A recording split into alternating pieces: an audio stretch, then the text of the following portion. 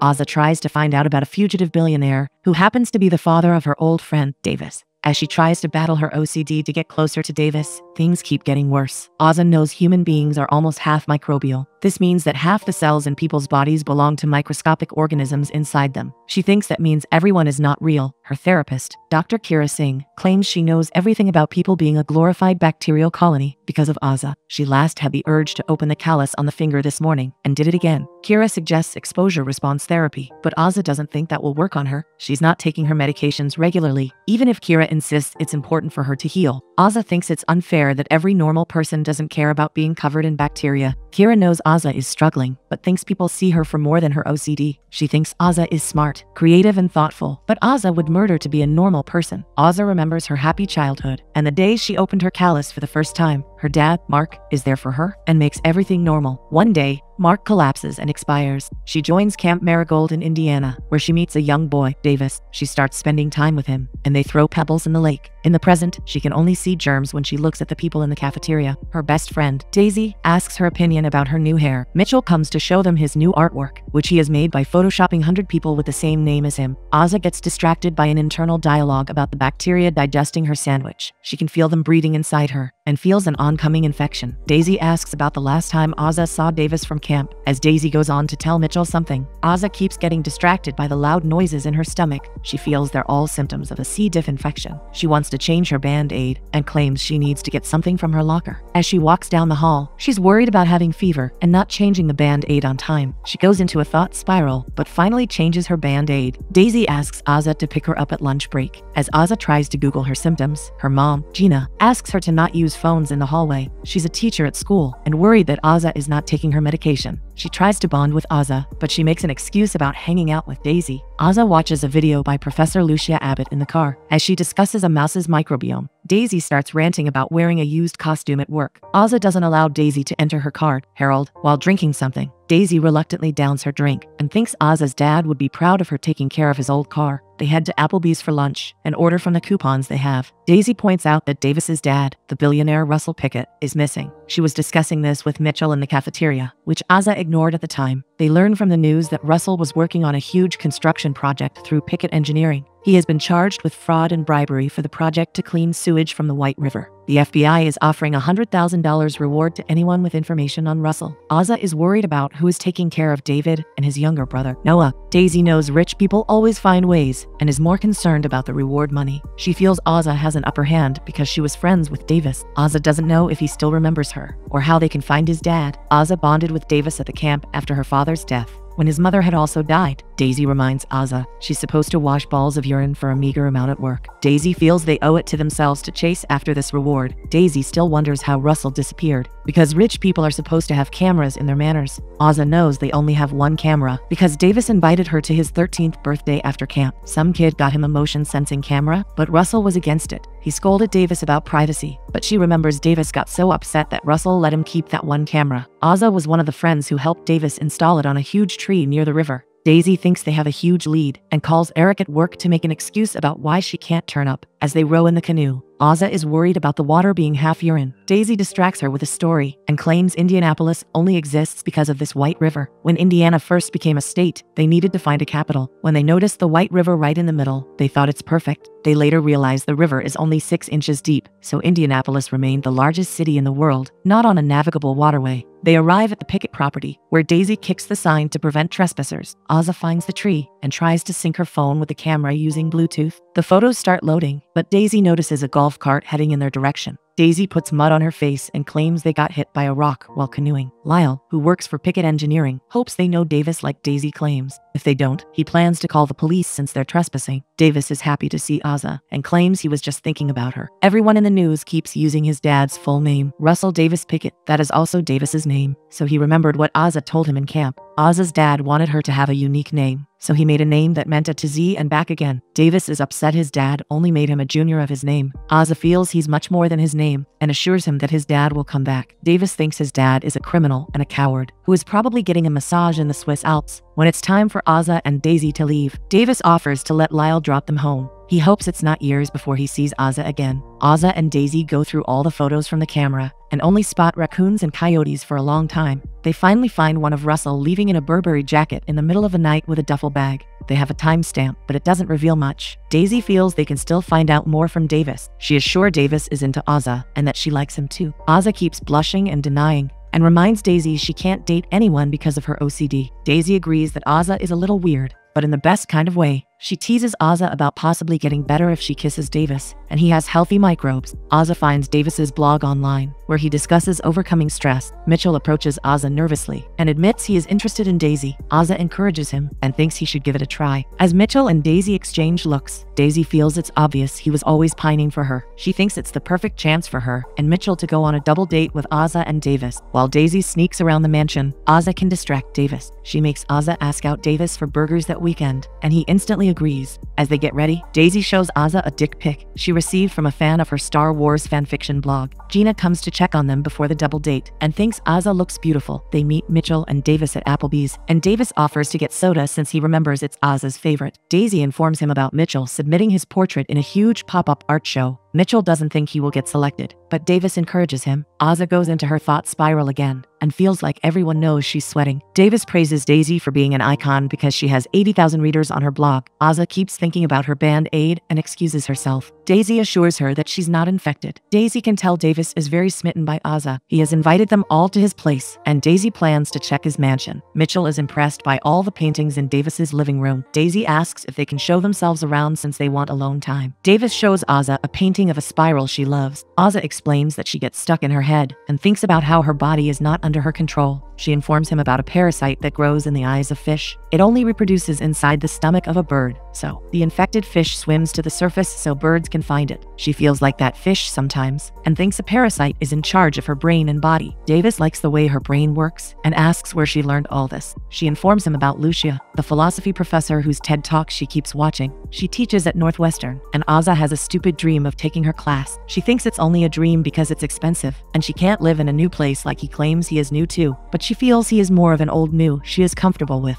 She thinks about kissing him, but can't get the image of his bacteria out of her mind. She moves away and asks what he is thinking about. Davis is hoping she's not there for the reward. He knows they were in the woods to look for the camera. He has checked it too, and found the photo with a duffel bag. Ozza claims she doesn't care for the reward, but Davis remembers there's a way to solve the problem. He starts looking around the house, and informs her about a tuatara that looks like a lizard. His dad believes its remains from 200 million years ago holds the secret to longevity. He funds the Pickett Center for Tuatara Research, and is leaving most of his estate to it. Davis is against how the money goes to studying its cells and horrible experiments. He finally finds the box of Pop-Tarts and asks Ozza to only open it at home. They try to look for Daisy and find her making out with Mitchell. Ozza silently sneaks into her room so she can open the box. She finds $100,000 cash in the box and freaks out. Gina wants to hear about her date, but Ozza claims she's tired. Ozza texts Davis to ask what that is about. He explains that his dad keeps cash stacked everywhere. He wants her to have the money because it would have gone to lizard torture. He thinks with the reward money out of their way, they can see where it goes for them. Ozza shows Daisy the box and explains that Davis gave it to her. Daisy asks her to not overthink both of them getting 50 grand each. Daisy knows this much money can change their lives. It's not enough to pay for all of college, but it's a start. She also feels Ozza can put the money towards Northwestern, and they agree to not tell their parents. They decide to start with a great meal at Applebee's for the first time without any coupons. Daisy has bought a new car and named it Liam. Ozza thinks that's an irresponsible use of money, but Daisy feels she got a great deal on it. She doesn't think Ozza will understand because she already has a car. Mitchell has an art show in a few weeks, and Daisy invites Ozza to the dirty tunnel with her. As Mitchell makes Daisy's portrait, Ozza starts texting Davis. She claims she's new to the dating scene, but Davis assures her he's only interested in hanging out. Ozza comes home and finds her mother flirting with Evan, who is her friend Debbie's brother.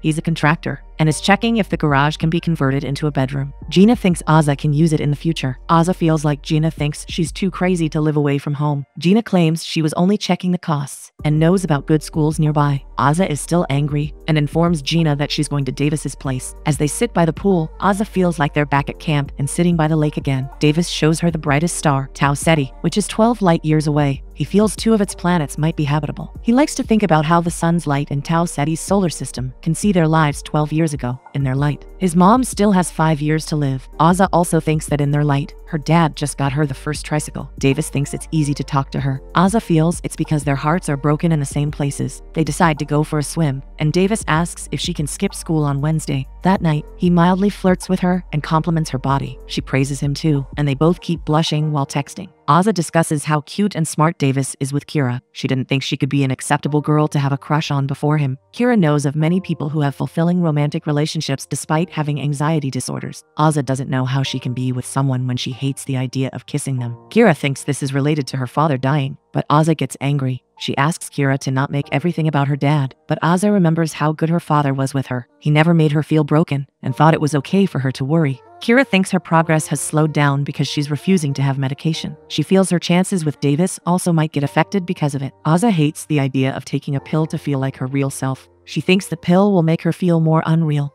Noah opens the door for Aza and is sure she's his girlfriend. Davis has been nervously changing outfits since the morning. He has heard from Davis that she and Daisy were trying to find his dad. He shows her a permission slip with Russell's handwriting at the back. It mentions Maldives, Kosovo, and Cambodia. Noah knows these are places where people hide out when they're wanted in America. He doesn't know what the jogger's mouth means and thinks it might be a clue. Aza doesn't know what it means either and feels bad. Davis brings Aza to his father's plane and assures her that Richard, a trained professional, will be their pilot. Aza texts her mom to let her know she will hang out with Daisy after school. They enjoy with soda till Richard announces they're about to land in Chicago. Davis wanted it to be a surprise, but brings her to Northwestern. He knows she's scared of something new. He feels if she has already seen the school, it will be like old new for her. He brings her to sit in Professor Lucia's lecture, and Aza can't contain her excitement. Lucia opens her class by asking a student why she chose to eat Doritos. She wonders if it's because of the advertising, or her being in the class was predetermined. The student knows Kant's quote from the readings about the freedom of the will being presupposed. She thinks she could have chosen any food, but she chose Doritos. Lucia reminds her that Kant wrote it in the 18th century, and now they have a lot of fancy brain conception. She informs the class about an incident in 2008,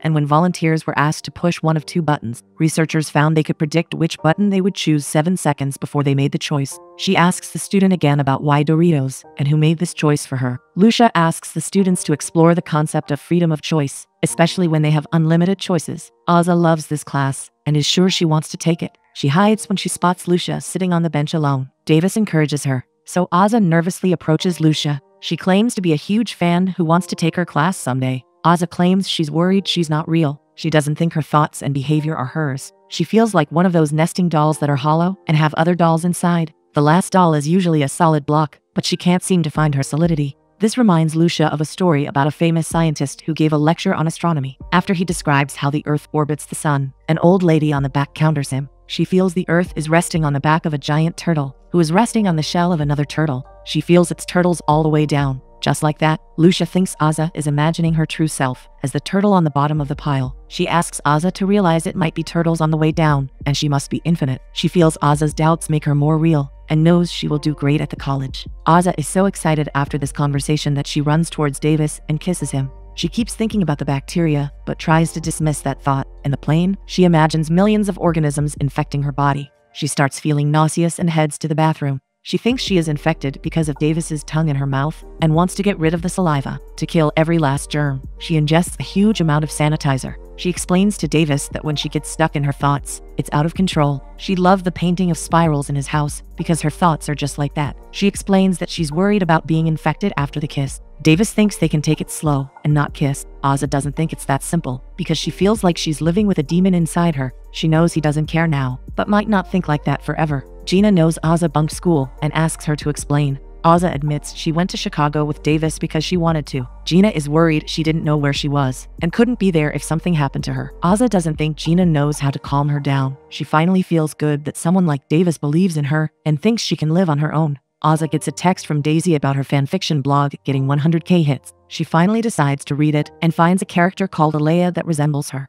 Daisy has referred to Alea as her greatest burden. She claims all of Alea's habits are nervous, and she doesn't get anything right. Alea apparently makes everything worse. and is mostly a useless person. Aza shuts the laptop and avoids Daisy and Davis all day. Daisy asks her for a ride when school ends. She doesn't get why Aza doesn't want to see Davis after he flew her to Chicago and did the most romantic things. Aza is irritated and admits she read her fanfiction. Daisy never expected Aza to read it because she has been writing it since the age of 11. Daisy feels Aza should have read it before as her best friend. She compares her to other people's best friends who don't obsess with what's happening in their head all the time. Daisy admits she came up with the Ayala character in 7th grade. It was her coping mechanism to deal with an absent best friend. Daisy thinks Aza is selfish because she can't get over her fear to come to the tunnels for her boyfriend's art show. She understands that Aza has mental problems, but thinks she's also self-centered. Daisy makes Aza realize this by pointing out that she doesn't know anything about her parents' names or if she has pets. Daisy feels Aza doesn't know all this because she never bothered to learn more about her. She also feels Aza was wrong for judging her when she got a car. She thinks Aza doesn't realize her privileges and what a big deal it is for someone in Daisy's family to have a car. Aza claims it's tougher to be her, and in her mind, she feels Daisy doesn't understand how hard she has to struggle all day being stuck in her head. They argue so much that Aza takes her eyes off the road. She ends up crashing the car and injuring both of them. Aza panics about destroying her father's old car before she passes out. Aza wakes up in the hospital and learns that Daisy got some stitches, but is fine.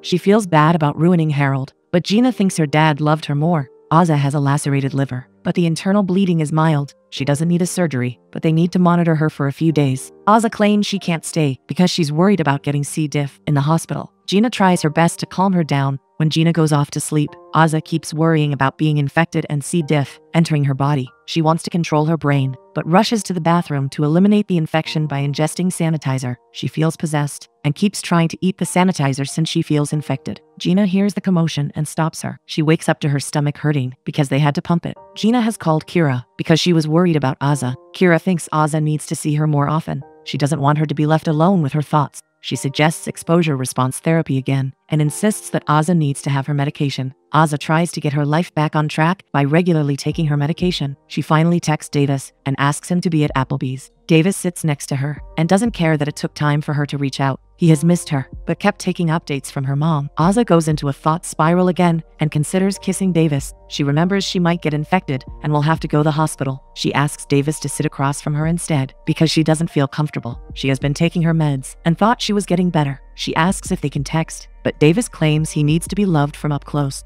Gina claims she was confused when Aza first started having thought spirals. She turned from a happy girl to someone who was scared of everything. Mark helped Gina get through it by making her stare at her reflection in the mirror. He used to repeat all the right things she did that day out loud. It worked, and he made her feel like she was a good mom, but she can't calm herself down since he left, and she's always terrified about something bad happening. Aza assures Gina she's a great mother and offers to be there for her. Gina has decided to rent out the garage when it has been renovated to pay for Aza's college. She wants Aza to go wherever she wants because she knows Aza never gives up. Aza realizes she can't fix things with Davis, but wants to be there for her best friend. She also informs Gina about the 50 grand David gave her, which she's putting towards college tuition. Aza dresses up to battle with germs and pushes herself to enter the dirty tunnel. Mitchell had assumed she won't come, but is glad she's there. She waves to Daisy, and they discuss their recovery after the accident. Aza feels Daisy deserves a more supportive friend, but Daisy has already forgiven her. She apologizes about her fanfiction too, and thinks Aza is the most fascinating person she knows. Aza compares herself to Indianapolis, which had a bad river, but they managed to build a decent city around it. Daisy points out all the great things in the city with her torch, like the sewage, the tire, and cinder block. Aza asks Daisy to go back,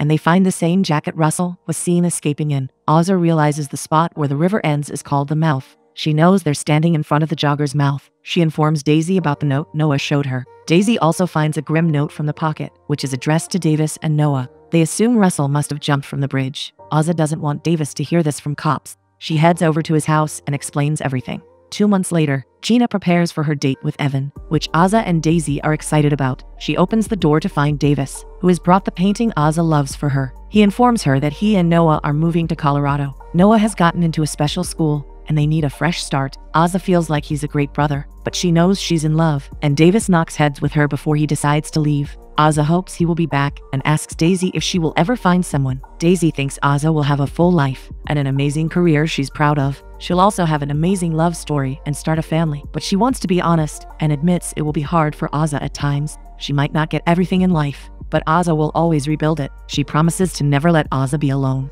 She knows Aza will always be loved, and this love will make her more real.